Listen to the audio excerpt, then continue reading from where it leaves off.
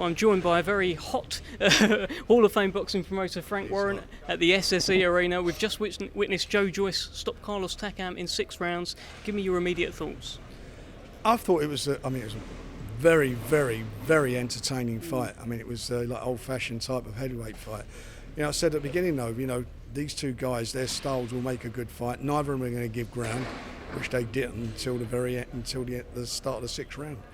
And when Joe came out and caught him with some good shots and done what he had to do. But Joe took quite a few big punches himself, which I hope he can look back on, and hopefully he can prove a bit more in his defence. But he showed what big heart he's got, and he's appropriately named a juggernaut. Coming forward, he was relentless in that 6th round. I thought the referee was bang on to stop it. I can understand why the other side are complaining, but he wasn't firing back. And if you're not defending yourself and you're not throwing any punches back, you give the referee no other option. How did you have the fight scored at the point of the stoppage? I thought Joe was in front. A lot of the eye-catching big bombs were coming from Takam, but having said that, Joe was, with his jab and the shots he was throwing, there was also point-scoring punches. But, it depends what type of fight you're looking at. For me, I was looking at, what actually is scoring and who was throwing the most scoring shots, and that was Joe. You spoke to Joe afterwards briefly. I saw you had a little moment. What was said there? I just said to him what I said to you, very, very entertaining fight, great fight to watch, and the same stuff. And he said, when am I out again? And I said, we'll get you out in October. Now, what did you make of the helmet that he wore to the ring? I've never seen anything like it. I've never seen that, because I didn't know what the juggernaut was, to be quite honest. I know now what it was, but when he came in, I thought he had a mushroom on his head. But obviously, it is what it is, and he was. As I say, it all turned out very appropriate on the night. Turned out very well. Let's talk briefly about the rest of the... Well, no, before that, you keep talking about a show at the Emirates next year. Is this guy going to be in the ring? Well, listen, he heard the fans afterwards, and one thing about him, he is not in a boring fight, ever. And it feels like his star power is increasing as well today. There was a big roar when his name was announced, big roar at the end as well. Are you feeling the juggernaut grow? Well, obviously from the fans, there's the love there growing from him, and we've got to just keep building on it. We worked very hard, as you know, on this promotion, getting Joe's name out there, and we got it out there, and he went and done the business in the ring, and that's paid dividends for him. It increased his stock in the world of boxing, heavyweight boxing. And obviously he's in a great position with the WBO. Fantastic position.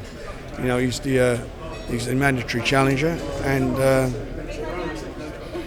they got their fight, AJ and Usyk, in September. He's the number one guy. Tyson's fight in October, I think 3 weeks later or so, whatever it is. And then he comes through, and if AJ comes through, I'm sure they're going to get it on. But Joe's there, ready to fight the winner, or the WBO champion, or if it's for a vacant title, whatever it be, he's there, and that obligation will have to be sorted out. I mean, it's not going to go away.